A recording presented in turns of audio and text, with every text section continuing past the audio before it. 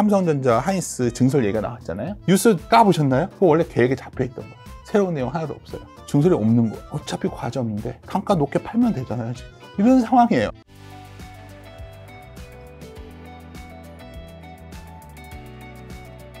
자, 대표님 모시고 오랜만에 또 증시 이야기 여쭤보려고 하는데, 최근에 미국 기술주 훈풍으로, 이게 뭐 훈풍이었다고 버블이었다고 왔다 갔다 정신없긴 한데, 어쨌든 코스피가 3,900선을 회복했는데, 이러한 상승세가 일시적인 반등인지 아니면 연말까지 이어질 추세세 상승의 시작점을 봐야 될까요? 뭐 연말까지를 딱 한정한다면 별 자신은 없는데, 일단 최근에 이제 11월 들어서 우리가 실적으로 한 4, 5월부터 주가 10월까지 아주 강한 상승을 보이다가 11월에 주춤했죠. 저는 시장을 좀 낙관하고 있었기 때문에 11월의 변동성이 그 정도로 공포스러웠을까? 그러니까 예를 들어서 강세장에서도 한 10% 내외 조정은 아주 이유 없이 빈번하게 발생하는 편이거든요. 그렇죠. 해봤자 나스닥 한 6%, 그리고 우리 시장이 고점에서 한 10% 조정 받았던 거거든요. 예를 들어서 가장 개인 투자자분들이 관심 많은 삼성전자가 한 11만 원에서 한 10만 원 깨지는 정도? 분위기는 거의 금융위기 오는 분위기처럼 사람들이 막 공포에 질린 거죠. 그러니까 저는 이럴 때마다 항상 말씀드리는 게 주가만 바라보고 있으면 투자할 때 한계를 지닐 수밖에 없다는 거죠.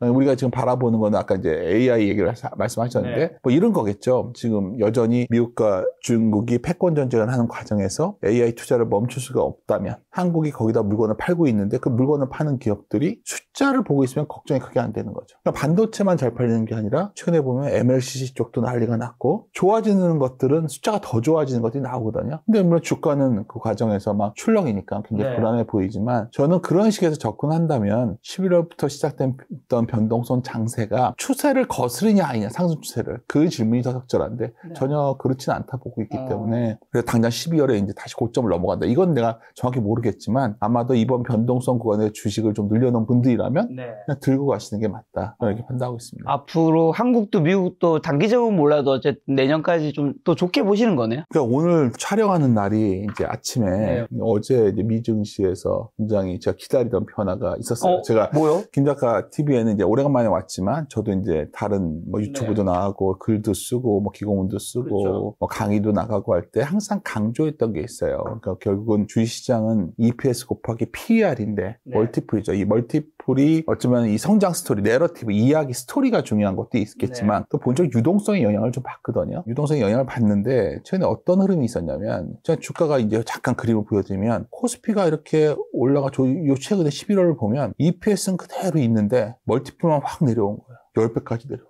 엄청 싸진 거죠. 그러니까 EPS가 부러지면서 같이 내려오면 굉장히 심각한 상황인데 뭔가 이게 내려온 연인이 뭘까? 여기에는 물론 좀 뒤에 논의를 하겠지만 AI에 관한 여러 가지 논쟁들이 벌어졌고 또 직접적으로는 결국 유동성 관련된 문제였거든요. SOFR 금리라고 뭐 네이버에 치시면 나와요. 이게 풀리고 있어요. 지금 풀리고 있는데 이게 그저께 데이터인데 이게 더 내려왔을 거예요. 내려가는 게 풀리는 건가요? 그렇죠. 이제 모든 거는 이런 프리미엄이 붙는다는 거는 뭔가 경색이 되면 올라가는 거예요. 최근에 문제가 됐던 오라클의 CDS 프리미엄이 올라갔다 하는 난리가 났는데 그것도 그냥 보험인데 일종의 CDS가 망하면 내가 대신 갚아줄게 그런 보험인데 그게 프리미엄이 올라간다는 거는 신용도가 떨어지는 거 아니야? 뭐 이런 것처럼 하여튼 이러한 관련된 금리들이 상당히 내려왔는데 오늘 아침에 갑자기 정환이 말씀을 드린 게 뭐냐면 아침에 뉴스가 나온 게 뭐냐면 드디어 SLR 규제라는 게 완화된다는 게 나왔어요. 오늘 놀랬던 게 저는 아침에 페이스북에도 막 글 올리고 그랬는데 어디서 별로 얘기를 안 하더라고요. 페이스북에 글 엄청 많이 올리시잖아요. 그렇죠. 뭔가 관종이라고 놀리시는 것 같은데 페이스북 좋죠. 좋아하죠. 뭐 많은 분들이 거기서 팁을 좀 얻을 수 있는 종목 관련된 이야기도 종종 하시고 종목 얘기 좀 예전보다 안 하고요. 근데 SLR 규제 얘기를 왜 전에부터 계속 강조드렸냐면 결국 유동성은 풀려 있는데 단기 유동성이 말라 있었어요. 왜 말라 있냐면 어떻게든 간에 셧다운도 되고 하니까 돈을 이렇게 미 정부에서 나오는 돈이 줄어들었거든요. 그러다 보니까 최근에 조용히 10월부터 무슨 일이 있었냐, 어떤 10월의 어느 시점부터 비트코인이 막 흔들리고. 많이 흔들렸죠. 그건 유동성의 가히 직접적인 거잖아요. 금도 막 흔들리고. 실체들이 없는 자산부터 흘린 거죠. 원래 그것들은 뭔가 가치를 만들어내는 건 아니잖아요, 둘 다. 유동성에 아주 익스포저가 큰 자산들이 흔들리고, 그 다음에 주식까지 이제 막 흔들렸던 건데, 뭔가 이거에 대한 어떤 위기감들이 좀 있는 상황이었죠, 최근에. 이 아까 말씀드렸던 이 데이터가 아마 치솟게 되고요. 중요한 건 최근 10월 말이었어요, 이게. 그때부터 이제 막 시장, 주식시장도 흔들리고 이랬던 건데, 그러니까 이게 이런 거예요. SLR이라는 게 은행이 보유, 보증한 모든 자산과 거래를 분모로 묶어요. 그래가지고 그 총액의 3% 이상은 티어 1 자본으로 유지해야, 말 어려워 보이죠. 그냥 자산 규모 한 2,500억 달러 이상 금융기관들은 자기 자본 3% 이상을 갖다가 익스포저 대비해서 유지해라 이런 거예요. 그래서 국채를 못 샀던 거예요. 이런 자산에 사지수가 없게끔 막혀 있었는데 이걸 다시 풀어주면 이거 금융산업 이것도 옛날 금융위기 때 한번 이게 문제가 됐기 때문에 이거 풀어주면 안 된다 의견이 강했는데 딱 한번 풀어줬었어요. 코로나 때 저는 기억이 선명해요. 이거 풀어주자마자 금리가 확 하향 안정화 됐거든요. 근데 갑자기 오늘 아침 새벽에 사실 사람들이 다 눈치챘는데 미국 증시에서 올라간 것만 보고 있지 금리 내려간 거 같은 얘기 안 하고 있잖아요. 미국 증시 금리가 굉장히 안정됐을 거예요. SLR 규제 완화를 이제 거의 하겠다 이런 식으로 이제 됐기 때문에 저는 상당히 의미 있는 오늘 변화가 생겼다 보고 있어요. 상반기에 계속 유지가 될 확률이 높고 또 상반기라면 내년이요? 그렇죠. 일단 내년. 아까 갑자기 12월 말로 국한하시니까 제가 이런 말씀을 드리는 거예요. 또 하나는 뭐냐면 어찌됐든 간에 연준 의장을 현재 한 명을 가능성이 높아졌다 얘기를 하고 있는데 그분이 거의 트럼프 같이 일을 하던 사람이거든요. 스콧 베센트요? 베센트 말고요. 캐비넷이 네. 트럼프 대통령의 경제 참모 같이 옆에서 그냥 있는 사람이 어떻게 보면 우리가 이제 과거에 트럼프가 제일 좋아하는 대통령이 닉슨과 레이건이에요. 네. 심지어 성탄절 전에 발표될 예상. 나왔어요. 그러니까 뭐 금리라는 게 중요한 게 아니라 연준의 헤드쿼터를 바꿔가지고 그냥 어떻게든지 금리를 잡겠구나. 이러한 시나리오가 작동되겠죠. 내년 상반기까지. 그렇죠. 그러니까 아까 들어가서 결국은 오늘 아침에 뭐 여러 가지 AI 얘기하고 그러고 있지만 핵심은 결국은 주식이 주가 EPS과 PER의 멀티플에 관한 변화가 생긴 거야. 그렇다면 오늘부터 시장은 상당히 견고해질 수 있는 거죠. 일단 제가 아까 12월을 물어보셨어. 그럼 12월도 뭐 배당도 접하고 뭐 이런 것도 접하고 내년이 사실 실적 온기로 반영되는 것 내년 실적 기대가 높은 종목들도 움직일 수 있고 이렇게 다 중첩돼서 이거저거 다 움직일 수 있는 매우 좋은 시장이 시작된 것이 아니겠는가 저는 이렇게 바라보고 있어요. FOMC 말씀해 주셔서 어쨌든 12월 FOMC 앞두고 연준 내에서도 금리 인하 동결 의견이 팽팽한데 이번 금리 결정 어떻게 될 거라고 전망하시고 이게 한국 증시 외국인 수급에 어떤 결정적인 변수가 좀 될까요?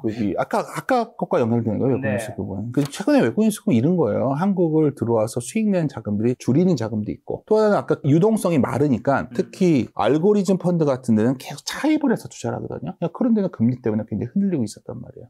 그런 쪽 자금들이 뭐 외국인들이 일부는 계속 나올 수 있겠죠. 근데 그럼에도 불구하고 전반적으로는 외국인들은 좀 돌아올 거로 봐요. 이유는 금리 인하 때문이 아니라 최근에 내년이 되면 저는 MSCI 선진국 지수 편입 관찰 대상국이 될 것 같아요. 그러니까 정부가 굉장히 공격적으로 그 준비를 하고 있어요. 최근에 외환시장을 보면 어느 정도 약간 노출을 놔두는 이유 중에 하나인 것 같은데 그렇게 되면 외국인들의 롱머니들이 들어오는 거예요. 내년에. 전 내년 초에 들어온다 봅니다. 지금 외국인이 한 명이 아닌 거예요. 그러니까 우리가 이제 봐야 되시는 게 뭐냐면 우리 시장은 이머징 시장에 속해 있어요. 여기에. 이머징 대비해서 할인폭은 거의 많이 줄였어요. 근데 선진국 시장 대비 할인폭은 여전히 엄청 멀어져 있어요. 근데 MSCI 선진국 관찰 대상국이 되면 올해 내년쯤에 편입이 되는 거거든요. 그럼 우리나라에 들어오지 않았던 이 선진국 자금들이 한국을 들어오겠죠. 그런 시장이 내년에 기대가 되는 거예요. 확률이 좀 높다는 건가요? 제가 보기에는 아주 높아졌죠. 그러니까 이런 상태가 된다는 점에서 보면 외국인의 시각도 지금 팔고 있으니까 이거의 추세가 얼마냐보다 더 중요한 건 어쩌면 외국인들이 올해 수익을 냈던 자금도 빠지면 손바뀜이 좀 되고 있는 과정인데 그거에 시차가 좀 있었고 근데 여하튼 오늘 미국의 유동성에 관련된 중요한 변화가 생겼는데 한국도 그에 부응해서 변화를 주려고 하고 있다는 점에서 본다면 저는 외국인들이 큰 도망 갈 것 같진 않아요. 거기다 이제 금리 얘기를 하셨으니까 이왕 나온 게 하나 말씀을 드리면 금리를 내릴 수밖에 없어요. 그러니까 자꾸 당장 얘기하는데 미국이 어떤 상황이냐면 금리라와 대척점에 있는 건 물가도 있지만 그리고 고용이거든요. 근데 이제 약간 개념이 어려울 수는 있지만 이게 간단하게 자연스럽게 되는 실험과 스프레드를 이렇게 놓고 보면 이제는 이제 플러스 전환돼 버렸는데 이건 정책금리 인하에 대한 돼야 되는 단계에 이미 들어간 거예요. 그러니까 미국 경기가 생각보다 안 좋은 거예요. 우리가 보기엔 미국 경제 지표가 좋아 보이는데 너무 좋아 보이지만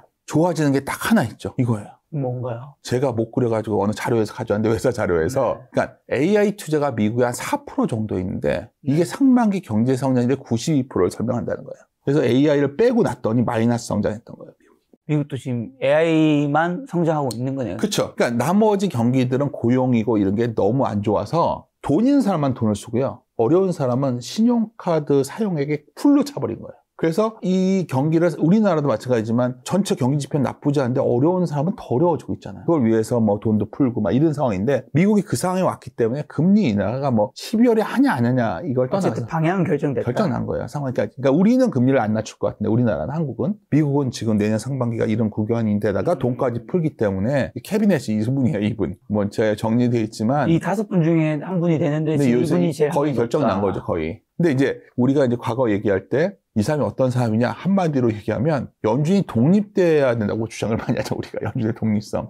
인상도 되게 순하시죠 보이지 않으세요? 그러니까 그래서 아마도 더 공격적인 스탠스를 가져가지 않겠어요? 그래서 그 점도 오늘 시장에 상당히 의미가 있는 변화가 생겼다 좀 바라보고 있어요. 지금 그러면 중요한 거는 이제 어쨌든 시장을 결정짓는 건 유동성과 AI 버블이냐 아니냐 이 두 가지라는 건가요? 네. 그렇죠. 근데 그러니까 AI 버블은 저는 뭐 동의하지 않는 부분이 많은데 네, 왜 동의하지 않는지 말씀해 주세요. 요즘 너무 혼란스럽습니다. AI 버블이다. 어제 뉴스 나오고 내일은 AI 버블 아니다 뉴스 나오고. 그러니까 이게 이제 KPS 그러니까 투자라는 거예요. M7이 이렇게 계속해서 수정. 저도 이때 한번 꺾이는 줄 알았어요. 이게 전부 한번 꺾인 적이 있었는데 하여튼 투자는 계속 되는데 여기서 이제 사람들이 이제 고민이 된 게 여기서 이런 말이 나온 거죠. 아니 얘네가 진짜 현금이 있어 이렇게 투자를 많이 하는데 그 논쟁이었잖아요. 사실 핵심은. 그래서 이제 첫 번째 나왔던 게 감가상각비라는 게 있어요. 맞아요. 마이크 버리가 얘기했죠. 버리가 얘기했는데 사실 그게 우리나라도 마찬가지고 기업에 보면은 이제 회계기준이라는 게 있어요. 미국 회계기준이 있고 GAAP라고 우리나라 애널리스트는 IFRS라는 걸 준용해서 회계 준칙을 써요. 다 이렇게 부채와 자본 자산을 일치시켜야 돼요. 그러다 보니까 이익이라는 것과 현금과는 차이가 생겨요. 외상 매출금이 대표적이에요. 김 작가가 어떤 물건을 팔았는데 납품을 갖다 외상 매출금을 받아서 팔았는데 나중에 걔가 돈을 안 줘. 그러면 장부상에는 외상 매출을 했으니까 돈을 번 거로 돼 있지만 현금은 안 들어오게 되는 거죠. 그런 상황이냐는 거예요. 그러니까 엔비디아가 그런 상황이냐. 그런 상황이 될 수도 있냐. 감가상각이 뭐냐면 어떤 장비를 사가지고 그 비용을 나눠서 반영시키는 거거든요. 그렇죠. 그래서 데이터 센터의 GPU 감가상각기가 5에서 6년 이게 길게 잡아서 이익을 부풀린다고 주장했죠. 3년에서 6년을 늘리는 게 정말 잘못된 거냐를 질문해야 되는데 일단 사용하다가 이게 밑에 단계로 돌리고 막 이런 영향은 있지만 과거에 비해서 하드드라이브나 이동식품이 SSD로 전환되고 또 하나는 제일 중요한 게 열 관리예요. 이 열 관리가 잘 되면서 데이터 센터 수명이 좀 늘어났다고 볼 수도 있는 거잖아요. 그건 경영진의 판단이라는 거예요. 근데 제일 문제되는 건 이건 문제가 돼요. 왜냐면 이 현금 흐름이 제일 중요한데 그러니까 주식은 순이익보다 현금이 중요하다 할 때 버핏이 말했던 현금 흐름이에요. 이게 내가 번 순현금에서 자본 지출을 뺀 거보다 투자한 거를 투자를 너무 많이 하니까 이게 줄어드는 거죠. 지금 이해하셨죠? 네. 이게 줄어들기가 문제 아니야. 문제는 돼요. 근데 지금 왜 이게 이러다 보니까 최근에 어떤 흐름이 나왔었냐면 CDS 프리미엄이라는 게 막 올라갔었는데 그게 뭐냐면 기존 주주들한테 돈을 안 주면서 투자를 하면 얘네들이 돈이 안 모자라요.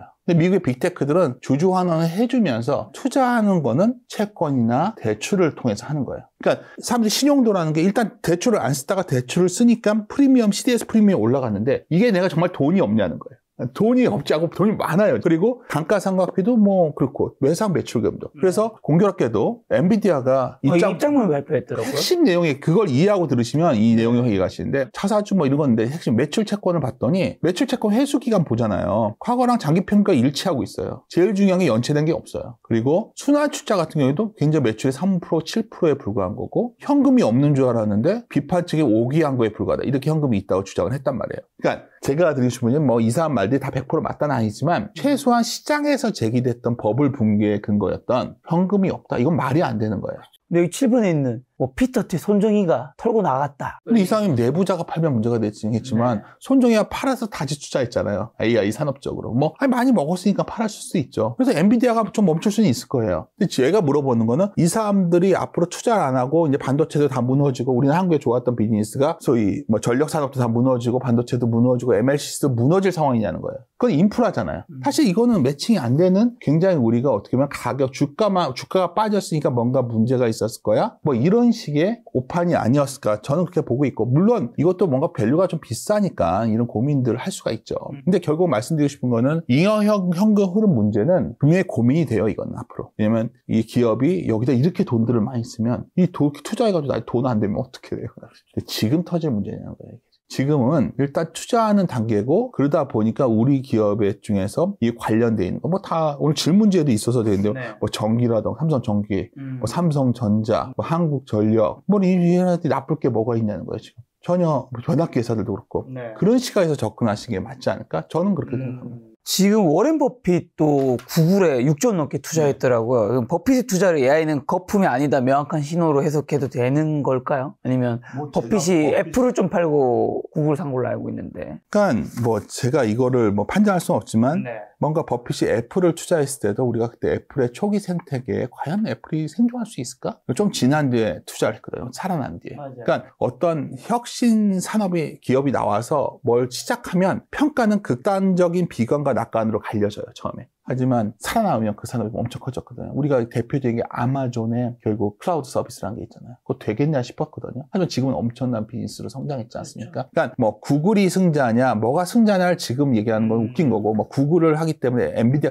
이것도 웃긴 얘기예요, 사실은. 네. 왜냐면 다 칩을 쓰요. 추론형 칩이니까 기존 거 필요 없냐, 이것도 아니거든요. 근데 시장은 굉장히 어쩌면 주가를 보고서 모든 것을 돌려서 해석을 하니까 지금 여러 가지 혼란스럽지만 핵심은 버핏이 보기에도 이 산업 생태계가 매우 커지고 있구나는 받아들인 거죠. 그러니까 최근에 그런 시각에서 접근을 한다면 뭐 제가 보기에는 투자가 과잉이다 정도는 얘기할 수 있겠지만 이 투자 과잉에 있어서 현재 이미 승자가 정해졌다 볼 수 있는 시기는 아니죠. 그러니까 승자가 하나가 나오고 나머지가 망한다면 버블의 끝이 올 수가 있는데 버핏은 구글을 택했는데 아직까지 다른 진영 쪽에서 이게 된다고 볼 수도 있는 거고 예를 들어 우리가 생각해 봤을 때 엔비디아가 내년에 결국 추론칩을 내놓잖아요. 루빈이라는 걸로. 그러니까 그게 나오면 또 어떻게 될까요? 그러니까 이거는 서로 경쟁하면서 굉장히 진화하고 있는 상황 정도로 판단하는 게 맞지. 구글이 나오면 나머지 건 끝났고 뭐 이런 식의 자꾸 지금 어떠면 종말론적 시각으로 자꾸만 이 AI 시각을 바라보다 보니까 시장의 같은 마디를 끊어버리고 싶어 하는 거예요. 이 정도 맞으면 끝 아니야? 근데 저는 그러한 징후가 나오려면 기업 쪽에서 봐야 된다는 거예요. 제가 항상 최근에 이걸 좀 오늘 김 작가님 온다고 해서 단테 강의하던 건데 내가 가져온 거예요, 억지로. 이거는 이제 아이디어로서 드리는 말씀인데 저도 오랫동안 시장에 있었잖아요. 어떤 이게 주가는 그냥 볼 수가 있어요. 인식하기가 너무 쉽거든요. 그래서 너무 왔다 갔다 해요. 투자를 하실 때 특히 주가가 올라가다가 좀 이런 구간이 오잖아요. 주가를 바라보고 있으면 정신병 걸리는 거예요. 나쁘게 말하면. 그래서 여기서 제일 경계해야 되는 사기꾼들이 뭐냐면 뭐 여기서 팔았다 여기서 사고 이게 맞출 수가 없는 거예요. 어떻게 알아요? 고점과 저점을 다 맞춰야 되는데. 그건 제가 말한 게 아니라 옛날에 그 소위 바너버비큐라는 사람 액세스 리턴스라는 책이 있는데 거기서 가장 금기시해야 되는 실패자의 유형으로 말하는 게 추세장에서 강세장에서 10% 내의 조정기에 막 주가를 보고서 흔들리는 거예요. 근데 요거 보면 좀 나아요. 이익이라는 거. 근데 사실은 주가가 산업 자체가 태동기일 때는 여길 봐야 돼요. 그러니까 너무 막연한 얘기 같지만 우리가 여기서 질문해야 되는 거는 이런 거죠. 우리가 만약 투자할 때 주주들의 입장이 다 다른데 내가 삼성전자 주주라면 삼성전자 사업이 지금 잘 되고 있나? 잘 된다는 거는 마진을 많이 남겨서 팔고 있나? 예를 들어서 내 물건을 사줄 곳이 맞나? 그걸 보면서 이 회사를 가져가냐 아니냐를 판단해야지 여길 보고 판단하거나 여기도 굉장히 불안한 점 있잖아요. 지금 제 생각이 아니라 너무나 힘들기 때문에 그런 구간에서 인식이 용이하기 어렵지만 여기서 인베스팅을 여기서부터 시작하는 습관을 가져야지만 버틸 수가 있는. 근데 사업의 경제성과 이익은 비슷한 것 같은데 뭐가 다른 거예요? 이익은 기대이익이 왔다 갔다 하니까 이것 여기 정도만 봐도 좋은데 어쩌면 더 본질적으로 숫자를 떠나서 이걸 좀 보고 싶은 거죠. 그러니까 기업의 이익인 거고 그럼 예를 들면 이런 거죠. 사업이라는 거는 D램 시장을 딱 보자고요. 그럼 이제 제가 보는 데이터인데 공급자들 삼성, SK 하이닉스, 마이크론의 D램의 재고가 한 달이 언제요? 이거 3주, 이게 3점 몇 주예요. 재고가 원래 8주 이상 가야 돼요. 최소한. 없어요, 이거. 수요가 많다는 얘기인가요? 물건이 없어요, 지금. 그러니까 구할 수가 없는 거예요. 내가 아까 방금 전에 자꾸 이제 제가 최근에 약세 시장이 너무 불안해해서 강의 가서 이걸 내가 개인적으로 강조했는데 여기 지금 보지 말라고 해서 여기 좀. 여기를 보면 못 견디고 여기를 봅시다, 여기를. 그때 했던 강의 노트예요, 제가 이게. 그 D램의 공급자가 이런데 더 흥미로운 건 이 부분이에요. 구매업자들 재고. 구매가 얼마 갖고 있냐. PC도 별로 안 갖고 있고요. 기준선은 어디로 잡아야 될까요? 다 다른데 그래도 이 정도 아닐까요? 8에서 10% 사이 정도인데 다 꺾여 내려오고 있다는 거예요, 지금. 별로 없는 스마트폰도 없고. 그러니까 일단 사업자 입장에서 이런 시간에 만약 장사를 한다고 생각해 보세요. 김 작가님이. 상업 환경이 어떻죠, 지금? 지금 사야 될 것 같은데? 사는 게 아니라 내가 사업하기가 너무 좋은 거죠. 그러니까 물건을 갖다가 굉장히 비싸게 팔 수 있는 상황이 온 거예요. 그렇죠. 본질의 사업은 이거예요. 지금 물건을 내가 내놓은 대로 비싸게 팔 수 있어요. 그리고 비싼 사람이 반도체만 있는 게 아니에요. 난리 난 곳이 있죠. 난리 난 곳. 삼성전기의 기판도 난리 났고 MLCC도 난리 났고 물건을 내년까지 다 물량이 차버렸잖아요. 내년까지 사지는 못해요. 반도체도 내년까지 거의 LC에 재고되는데 그러니까 DDR 가격이 5가 이렇게 떠버린 거예요. 그러니까 이게 내려오려면 뭐가 돼야 되냐? 엄청나게 증설이 돼서 뭔가 새로 만들고 있거나 그러니까 옛날에는 어떻게 됐냐면 이런 회사들이 많아지는 거였죠.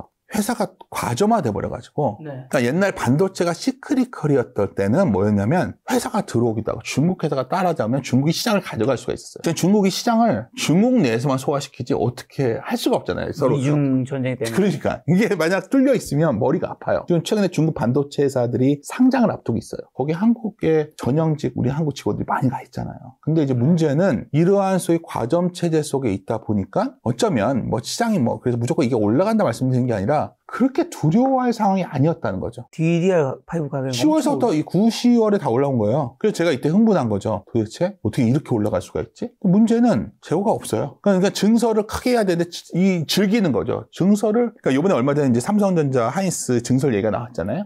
평택 5공장을 한다. 그게 뉴스 까보셨나요? 그거 원래 계획에 잡혀 있던 거예요. 새로운 내용 하나도 없어요. 증설이 없는 거죠, 정말.